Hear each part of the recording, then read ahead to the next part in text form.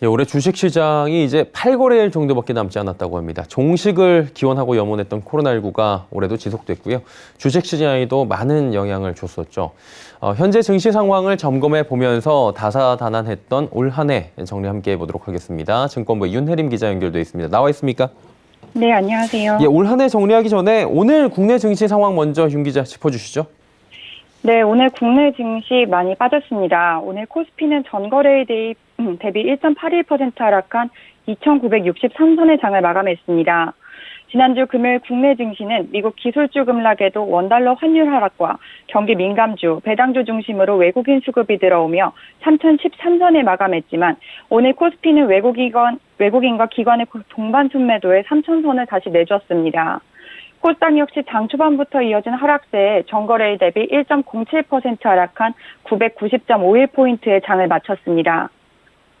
예, 오늘이나 최근의 장 상황은 좋지는 않은데 좀 복기를 해보자면 지난해부터 개인 투자자들의 증시 참여도, 이른바 동학개미라고 불리는 이 참여도가 높아지면서 올해 중반까지는 지수가 무섭게 상승하기도 했잖아요.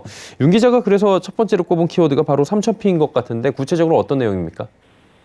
네, 코로나19 확산 이후 글로벌 경기 위축 우려가 높아지며 코스피는 지난해 3월 19일 1,439.43포인트까지 급락했습니다. 하지만 이때부터 개인 투자자들은 이른바 동학개미라고 불리며 국내 주식시장에서 활발하게 매수를 이어갔고 12월에는 코스피가 2,600선을 돌파하며 증권가에선 올해 3,000포인트를 넘길 것이라고 예상했습니다. 올해 1월 7일 종가 기준 사상 처음으로 3,000선을 넘긴 코스피는 이날 3,031.68포인트의 장을 마쳤습니다.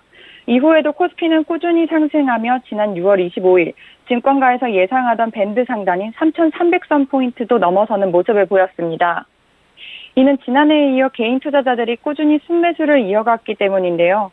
올해 1월 개인 투자자들은 유가증권 시장에서 22조 3,400여억 원을 순매수하며 3,000선을 지지했습니다. 다만 지난달부터 미국 테이퍼링과 인플레이션, 국내외 금리 상승 등의 영향으로 지난달 개인 투자자가 22개월 만에 1조 8천억 원 가까이 팔며 순매도로 전환했습니다. 이에 증권가에서는 내년까지 코로나19 영향권에서 벗어나긴 쉽지 않다고 판단하고 있으며 증시 저점 시기에는 내년 1분기 말에서 2분기 초반으로 예상하고 있어 2분기까지는 지키는 투자를 해야 한다는 입장을 내놨습니다. 예, 3,000피였고요. 두 번째 키워드가 10만전자인데 사실 10만전자 하면은 모두가 알고 계실 것 같긴 해요. 그래도 어떤 내용인지 설명해 주시죠. 네, 10만전자 바로 삼성전자 얘기입니다. 연초 96,800원까지 올라섰던 삼성전자, 10만전자를 돌파할 것이라는 예상과 달리 1월 신고가 달성 이후 연중 하락세를 이어가며 부진한 모습을 보였습니다. 특히 지난 8월부터 10월까지 삼성전자를 두고 해외 증권사에서는 매도 의견을 제시하며 주가가 향후 20%까지 하락할 것이라고 관측하기도 했는데요. 이에 주가가 68,300원까지 내리며 6만전자라는 수식어가 붙기도 했습니다. 이는 D램 가격 하락 전망 때문이었습니다. 코로나19 특수로 늘었던 PC 수요 둔화와 더불어 축적된 재고로 인해 D램 고정거래 가격이 실제로 하락하기도 했습니다. 하지만 최근 D램 익스체인지에 따르면 향후 시황을 살펴볼 수 있는 PC용 D램 현물 가격이 3.305달러를 기록하며 2주간 4% 가까이 올랐습니다. 또한 지난 8월 반도체에 겨울이 온다라는 리포트를 작성한 모건 스탠리 역시 4분기 메모리 반도체 가격은 예상보다 덜 나쁜 편이라며 입장을 번복했습니다. 이에 국내 증권가에서는 지난 3분기 호실적과 더불어 최근 단행한 조직 개편 등을 두고 향후 지속 가능한 성장이 기대된다며 삼성전자의 목표 주가를 여전히 10만 원으로 제시하고 있으며 내년 글로벌 반도체 주도주 역할을 할 것으로 전망했습니다. 예, 오늘 삼성전자 목표 주가 12만 원대까지 나온 걸로 봤는데 잘 갔으면 좋겠고요, 개인적으로도. 마지막 키워드는 메타버스입니다. 최근 증시를 가장 핫하게 달궜던 키워드죠. 네, 그렇습니다. 메타버스는 가상을 뜻하는 메타와 현실 세계를 의미하는 유니버스의 합성어로 가상현실에서 거래나 실제 업무 등을 할 수 있는데요. 특히 메타버스 수혜주로 불리는 위지윅 스튜디오, 자이언트 스텝 등은 연초 대비 폭발적인 주가 급등세를 보이며 투자자들의 관심을 끌기도 했습니다. 다만 최근 차익 실현 욕구가 커지면서 관련 종목들이 고점을 찍고 하락세를 보이고 있습니다.